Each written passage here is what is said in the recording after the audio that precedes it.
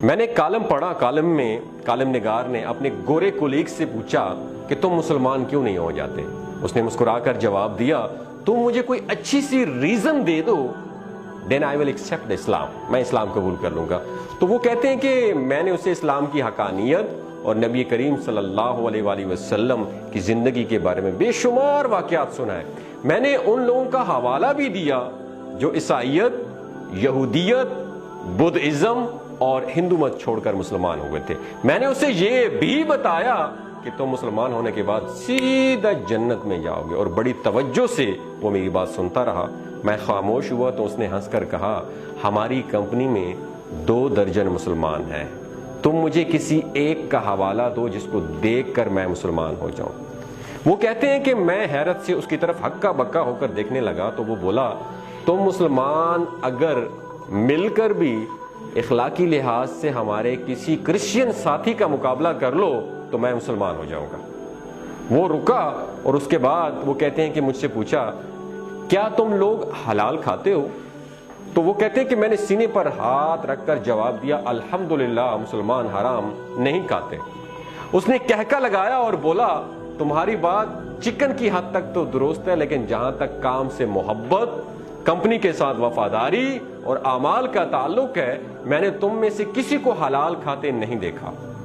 دفتر آنے کا وقت 9 بجے اور چھٹی کا وقت 5 بجے، لیکن تم لوگ ہمیشہ 5-10 منٹ لیٹ آتے ہو اور جلدی نکل جاتے ہو، جبکہ میں روزانہ 8:45 بجے دفتر پہنچتا ہوں، اپنا سامان ڈیسک سیٹ کرتا ہوں، کوٹ اتار کر لٹکاتا ہوں، لیپ ٹاپ آن کرتا ہوں اور ٹھیک 9 بجے کام سٹارٹ کر دیتا ہوں۔ میں شام 5:30 بجے دفتر سے نکلتا ہوں، آدھا گھنٹہ اپنی چیزیں سمیٹتا ہوں، میز اور ڈیسک صاف کرتا ہوں، کرسیاں سیدھی کرتا ہوں، پردے سیدھے کرتا ہوں، لائٹس آف کرتا ہوں، درازیں لاک کرتا ہوں اور پھر دفتر سے نکلتا ہوں، جبکہ تم لوگ 4 بجے کام بند کر دیتے ہو اور گھنٹہ ٹہل کے گزارتے ہو اور ڈیسک صاف کیے بغیر اور اپنی چیزیں سمیٹے بغیر نکل جاتے ہو۔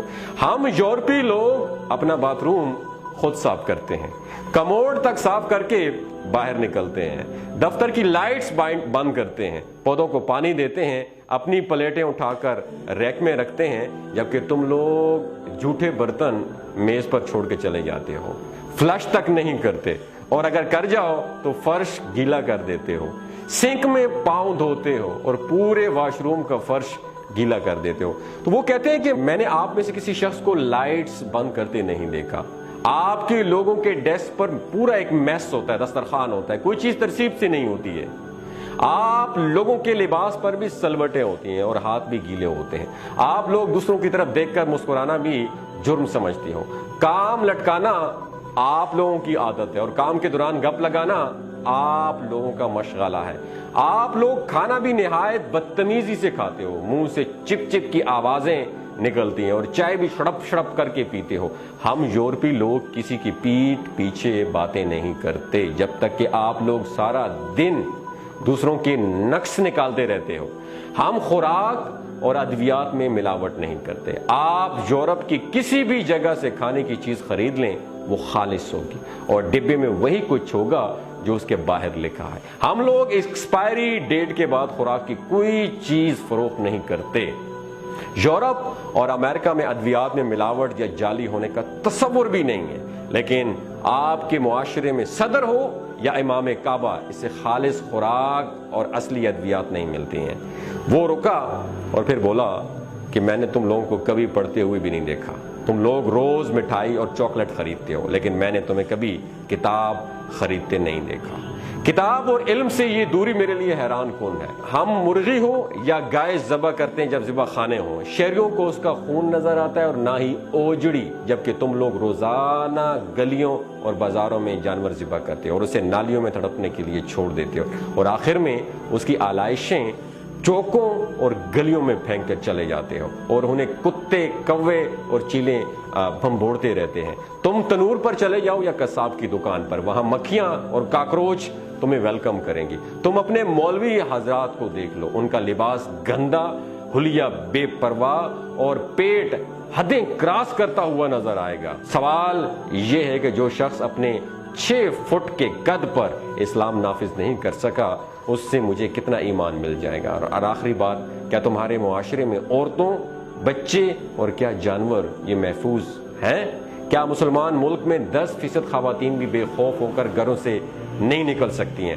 تم لوگ بچوں پر تشدد کرتے ہو اور جانوروں کو بھی پتھر یا ڈنڈا مارنا اپنا فرض سمجھتے ہو، تو پھر تم بتاؤ میں تم میں سے کس کو دیکھ کر اسلام قبول کروں؟ اسلام بے شک عظیم اور شاندار مذہب ہے، لیکن تم مسلمان کسی بھی زاویے سے اچھے دکھائی نہیں دیتے۔ دنیا کی ہر بیماری، ہر برائی تم لوگوں میں کوٹ کوٹ کر بھری ہوئی ہے، لہٰذا پھر میرے جیسے لوگ یہ سوچنے پر مجبور ہو جاتے ہیں وہ مذہب جو آج تک اپنے ماننے والوں کو نہیں بدل سکا، وہ کالم نگار کہتے ہیں کہ وہ گورے نے کہا کہ مجھے کیسے بدلے گا۔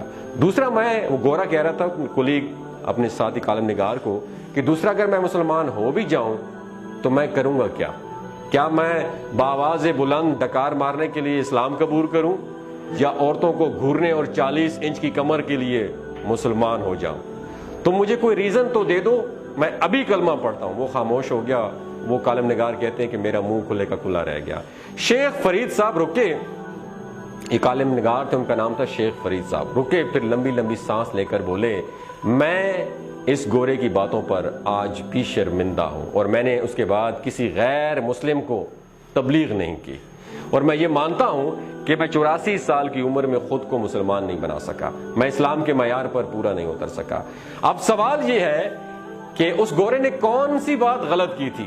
آپ سے پوچھ رہا ہوں، کیا ہم مسلمان ایسے مسلمان نہیں ہیں؟ دنیا میں ہر سال صفائی پسند، پرسکون اور پرامن ملکوں کی فہرست شامل ہوتی ہے۔